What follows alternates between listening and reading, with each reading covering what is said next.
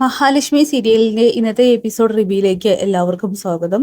അങ്ങനെ പ്രതാപനോട് മുത്തശ്ശി പറയുന്നുണ്ട്, എടാ എല്ലാം കൂടി ആലോചിക്കുമ്പോൾ പേടി തോന്നുന്നു. ഇനിയിപ്പോ നിന്റെ നേർക്ക് അന്വേഷണം വരില്ലെന്ന് ചോദിക്കുമ്പോൾ ഉറപ്പായിട്ടും വരും അമ്മേ. എന്നാലും ഇതിന്റെയൊക്കെ അവസാനം എന്താ സംഭവിക്കാൻ പോകുന്നത് ഞാൻ പറയട്ടെ. ഞാൻ ജയിലിലാകും, ചിലപ്പോൾ എനിക്ക് വധശിക്ഷ വരെ കിട്ടും. അപ്പോഴും ഈ ഓണത്തിന് എന്റെ കുഞ്ഞ് വയറ് നിറച്ചും സന്തോഷത്തോടു കൂടിയിട്ട് ഭക്ഷണം കഴിക്കും. പിന്നെ കണ്ണനും മഹാലക്ഷ്മിക്കും ഓണം ഉണ്ടാവുമെന്നൊന്നും എനിക്കറിയില്ല.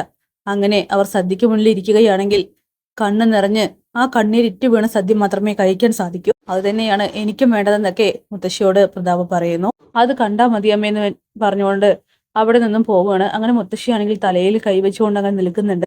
ശേഷം മഹിയാണെങ്കിൽ ജാനമ്മയെയും അതുപോലെ ലേഖയെയും മാറി മാറി വിളിച്ചിട്ടും എടുക്കാതെ വരുന്ന സമയത്ത് കണ്ണനോട് പറയുന്നുണ്ട്, കണ്ണേട്ടാ ഇനി വെയിറ്റ് ചെയ്തിട്ട് കാര്യമില്ല, എത്രയും പെട്ടെന്ന് നമുക്ക് വീട്ടിലേക്ക് പോയാലോ.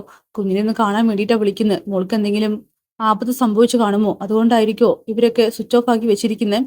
പിന്നെ ലേഖയും അനന്തവേട്ടനും പുറത്തേക്ക് പോവുകയാണെങ്കിൽ കുഞ്ഞിനെ കൊണ്ടുപോകാനാണ് ചാൻസ്. ജാനമ്മയെ ഏൽപ്പിച്ചിട്ട് ഒരിക്കലും പോവില്ല. അതുകൊണ്ട് എന്റെ മനസ്സെന്തോ വല്ലാത്തൊരു ആളല് പോലെ. നമുക്ക് അവിടെ വരെ പോയാലെന്ന് ചോദിക്കുമ്പോൾ പോണോ എന്നിങ്ങനെ കണ്ണൻ ചോദിക്കുന്നു. ആ പോണം, എന്താ കാര്യം എന്ന് നമുക്ക് അറിയാലോ. ഫോൺ സ്വിച്ച് ഓഫ് ആക്കി വെച്ചതുകൊണ്ട് തന്നെ അവരിനി തിരിച്ചു വിളിക്കാനും പോകുന്നില്ല.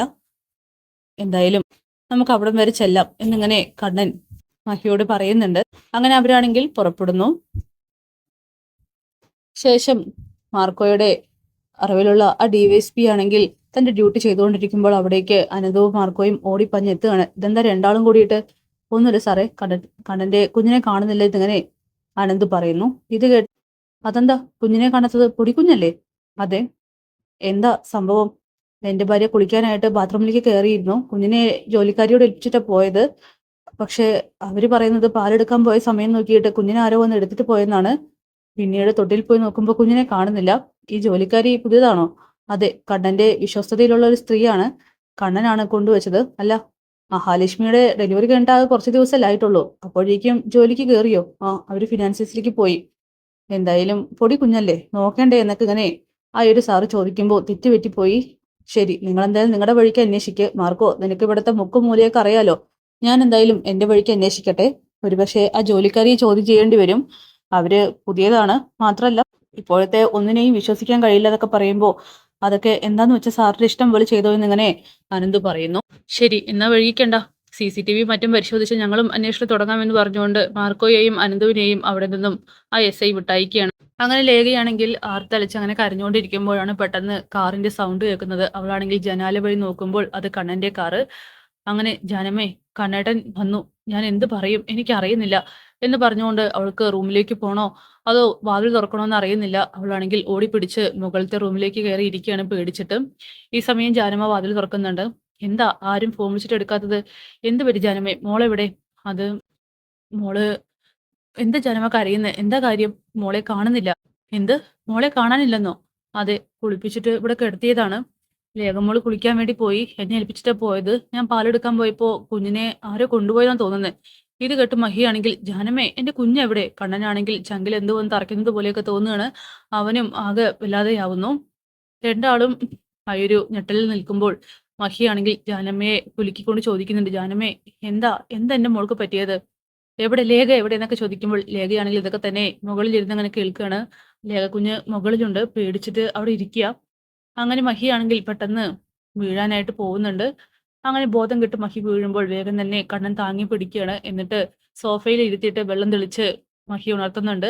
മഹി, ഒന്നും പറ്റിയിട്ടില്ലടോ, നമ്മുടെ കുഞ്ഞിനെ നമുക്ക് തിരിച്ചു കിട്ടും എന്നൊക്കെ പറയുമ്പോൾ, കണ്ണേട്ടാ നമ്മുടെ കുഞ്ഞ് എവിടെ പോയി എന്നൊക്കെ പറഞ്ഞുകൊണ്ട് അവളാണെങ്കിൽ ആർത്ത് കരയുന്നു. ശേഷം ലേഖ എനിക്കൊന്ന് കാണണമെന്ന് പറഞ്ഞുകൊണ്ട് അവളുടെ റൂമിലേക്ക് ഓടി പോവുകയാണ്. ലേഖയാണെങ്കിൽ മഹിയെ കാണുമ്പോൾ തന്നെ ആകെ നടുങ്ങി വിറയ്ക്കുകയാണ്. ലേഖയെ, നിനക്ക് നിനക്ക് എന്നേക്കാൾ എന്റെ കുഞ്ഞിന് ഇഷ്ടമുള്ളത് കൊണ്ടല്ലേ ഞാൻ നിന്നോട് എന്റെ കുഞ്ഞിനെ ലഭിച്ചിട്ട് പോയത്? എന്നിട്ടിപ്പോ എന്റെ കുഞ്ഞ് എവിടെ ലേഖയെ? നിങ്ങളൊക്കെ കൂടി എന്ത് ചെയ്ത്? നിങ്ങൾ 3 പേരും ഇവിടെ ഉണ്ടായിരുന്നില്ലേ? കുഞ്ഞിനെ നോക്കാൻ പറ്റിയില്ല എന്നൊക്കെ ചോദിച്ചുകൊണ്ട് മഹിയാണെങ്കിൽ ലേഖയെ ചോദ്യം ചെയ്യുമ്പോൾ കണ്ണനും അങ്ങോട്ട് കയറി വരികയാണ്. ലേഖയാണെങ്കിൽ തൊഴു കൈകളോടിട്ട് അവരോട് മാപ്പ് ചോദിക്കണം, എന്നോട് ക്ഷമിക്കും, ഞാൻ ജാനമ്മയെ ഏൽപ്പിച്ചിട്ട് കുളിക്കാനായിട്ട് പോയതാ. പക്ഷേ പക്ഷേ കുഞ്ഞിനെ കാണുന്നില്ല മഹി എന്നൊക്കെ പറഞ്ഞ് അവളും കരയുകയാണ്. അപ്പോ എന്റെ കുഞ്ഞിനോട് കാണിച്ച സ്നേഹമൊക്കെ നിനക്ക് വേണ്ടിയിട്ടല്ലേ നൂല് കെട്ട് കഴിഞ്ഞിട്ടും ഇവിടെ നിന്ന് ഞങ്ങൾ പോവാതിരുന്നത്? നിനക്കും അനന്തവേട്ടനും വേണ്ടിയിട്ട് എന്നൊക്കെ പറഞ്ഞുകൊണ്ട് മഹിയാണെങ്കിൽ ആകെ പൊട്ടി കരയുകയാണ്. എന്റെ കുഞ്ഞിനെ കിട്ടിയില്ലെങ്കിൽ എന്നൊക്കെ പറഞ്ഞുകൊണ്ട് അവളാണെങ്കിൽ ഭീഷണിപ്പെടുത്തുന്നുണ്ട്. ഈ സമയം മഹിയെ സമാധാനിപ്പിക്കാനായിട്ട് കണ്ണന് ഒരുപാട് ബുദ്ധിമുട്ടുന്നു. ജാനമ്മയാണെങ്കിൽ ഇതെല്ലാം കണ്ട് എന്റെ ദൈവമേ എന്ന് പറഞ്ഞുകൊണ്ട് നെഞ്ചത്തടിച്ച് കരയുന്നുണ്ട്.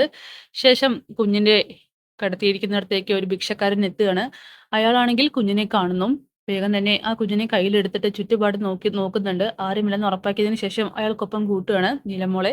അങ്ങനെ മഞ്ജുവും ദുർഗയും കമലേശ്വരം വീട്ടിലാവട്ടെ അവരെ പോലെ തന്നെ ടെൻഷനിലാണ്. വേഗം തന്നെ മഞ്ജു വന്നിട്ട് ദുർഗയോട് പറയുന്നുണ്ട്, ഏട്ടത്തിയും ഏട്ടനും കാര്യങ്ങൾ അറിഞ്ഞു കഴിഞ്ഞു. അയ്യോ, കുഞ്ഞിനെ കാണാത്ത വിവരം അറിഞ്ഞിട്ടുണ്ടെങ്കിൽ രണ്ടാളുടെയും ജീവൻ പോയി കാണുമല്ലോ, എങ്ങനെ അവര് സഹിക്കുമെന്നൊക്കെ പറഞ്ഞ് ദുർഗയാണെങ്കിൽ ആകെ വിഷമിക്കുമ്പോൾ, അമ്മേ അപ്പൊ കുഞ്ഞ് എവിടെ പോയി? മോളെ, കുഞ്ഞിനെ കാണാതായിട്ട് ഇത്രയും നേരമായി. അത് ഞാൻ എന്ത് പറയാനാ? കുഞ്ഞിന് എന്തെങ്കിലുമൊക്കെ ആപത്ത് സംഭവിച്ചിട്ടുണ്ടാവുമെന്നാ എന്റെ മനസ്സ് പറയുന്നത്. എന്റെ ദേവി കാത്തു രക്ഷിക്കണേ എന്നൊക്കെ പറഞ്ഞ് ആകെ ടെൻഷൻ അടിക്കുകയാണ് രണ്ടാളും കൂടിയിട്ട്. അമ്മേ, കുഞ്ഞിനെ നമ്മൾ ഉദ്ദേശിക്കുന്ന ആളുകൾ തന്നെ ആയിരിക്കുമോ അപായപ്പെടുത്തിയിട്ടുണ്ടാവുക എന്നൊക്കെ ചോദിച്ചുകൊണ്ട് മഞ്ജു ആണെങ്കിൽ ആകെ ആശങ്കപ്പെടുമ്പോൾ കരുണയാണെങ്കിൽ മേലിൽ നിന്നും താഴത്തേക്ക് എത്തി നോക്കുകയാണ്. നീ എന്താടി എത്തി നോക്കുന്നേ? അത് കുഞ്ഞിന്റെ കാര്യം എന്തായെന്ന് അറിയാൻ വേണ്ടിയിട്ട്. നിന്റെ മുഖത്തൊരു സന്തോഷം ഉണ്ടല്ലോ. എന്തിനാ മഞ്ജു ഇങ്ങനെയൊക്കെ പറയുന്നത്? നിനക്കറിയാം കുഞ്ഞിനെ ആരാ എടുത്തിട്ട് പോയതെന്നൊക്കെ. അത് പിന്നെ ലേഖേച്ചിയെ വിളിച്ച് ചോദിക്ക്. ഈ കുഞ്ഞിനെ, അതും ഹാളിലെ വാതിൽ തുറന്നിട്ടിട്ട് പുറത്തിങ്ങനെ കിടത്താനായിട്ട് ബുദ്ധിയില്ലാത്തവരാണോ അവരൊക്കെ? ജോലിക്കാരി ഉണ്ടെന്ന് പറയുന്നു, ഭിക്ഷക്കാരൊക്കെ ഉള്ളതല്ലേ, ആരെങ്കിലും വന്ന് എടുത്തിട്ട് പോയിട്ടുണ്ടെങ്കിലോ?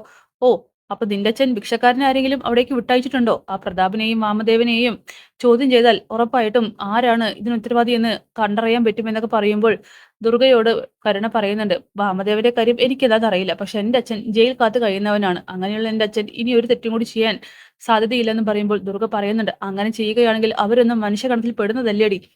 മഞ്ജു പറയാണ്, നീ നോക്കും, അഥവാ നിന്റെ അച്ഛനോ എന്റെ അമ്മാവനെന്ന് പറയുന്നവനോ ഇതിൽ ഉൾപ്പെട്ടിട്ടുണ്ടെങ്കിൽ എല്ലാത്തിനെ കൊണ്ട് കണക്ക് ചോദിപ്പിക്കും. നിയമത്തിനായിരിക്കില്ല വിട്ടുകൊടുക്കുക. ആ മാർക്കോയോ ലോപ്പസ് ആയിരിക്കും കണക്ക് ചോദിക്കാനായിട്ട് വരിക. പിന്നെ നിന്നെ ഞാൻ തല്ലാത്തത് എന്തുകൊണ്ടെന്നറിയോ? എന്റെ വയറ്റിലും നിന്റെ വയറ്റിലും ഒരു കുഞ്ഞുണ്ട്, അതുകൊണ്ട് മാത്രമാണ്. എന്തായാലും മാർക്കോ അതൊന്നും നോക്കുന്ന എനിക്ക് തോന്നുന്നില്ല. നിങ്ങൾ ആരെങ്കിലും ആയിരിക്കണം ഉത്തരവാദികൾ. അതോടുകൂടിയിട്ട് തീർന്നെന്നൊക്കെ പറഞ്ഞുകൊണ്ട് മഞ്ജു ആണെങ്കിൽ കയറിപ്പൊടി അകത്ത് എന്ന് പറഞ്ഞ് അവിടെ നിന്നും ആട്ടിവിടുകയാണ്. കരുണയാണെങ്കിൽ കരച്ചിൽ അഭിനയിച്ചുകൊണ്ട് കയറി പോകുന്നുണ്ട്. ശേഷം കുറച്ചങ്ങോട്ട് മാറിയിട്ട് നല്ല കരയെന്ന് പറഞ്ഞുകൊണ്ട് അവളാണെങ്കിൽ ചിരിക്കുന്നു. അമ്മേ, എനിക്ക് പേടിയാവുന്നെന്ന് പറഞ്ഞുകൊണ്ട് മഞ്ജു ആണെങ്കിൽ വീണ്ടും ദുർഗയോട് സങ്കടം പറയുകയാണ്. അങ്ങനെ കരുണയാവട്ടെ ഉണ്ണിയുടെ അടുത്തേക്ക് വരുന്നുണ്ട്. അവിടെ നിങ്ങളുടെ അമ്മയും പെങ്ങളും നെഞ്ചത്തടിച്ചിട്ടാ കരയുന്നു. ആ, കരയട്ടെ. എന്തായാലും ഇതിനൊരു തീരുമാനം ഉണ്ടാവാതെ ഒരു സമാധാനമില്ല. ഇപ്പോഴെങ്കിലും മനസ്സിലായല്ലോ എന്റെ അച്ഛനൊരു പോങ്ങനല്ല എന്ന്. അങ്ങനെ കുഞ്ഞിനെ കാണാതെയായിട്ട് കിട്ടാതിരിക്കുകയാണെങ്കിൽ ഞാൻ അംഗീകരിക്കാം. നിന്റെ അച്ഛൻ ഒരു പോങ്ങനല്ല, അടിപൊളിയാണെന്ന്. അങ്ങനെ നിങ്ങളുടെ അംഗീകാരമൊന്നും എന്റെ അച്ഛന് വേണ്ട. പിന്നെ എന്റെ സന്തോഷം കാണാൻ വേണ്ടിയിട്ടും ഈ ഓണം എന്റേതാവണമെന്ന് കരുതിയിട്ട് മാത്രമാണ് എന്റെ അച്ഛൻ ഇങ്ങനെയൊക്കെ ചെയ്തിരിക്കുന്നത്.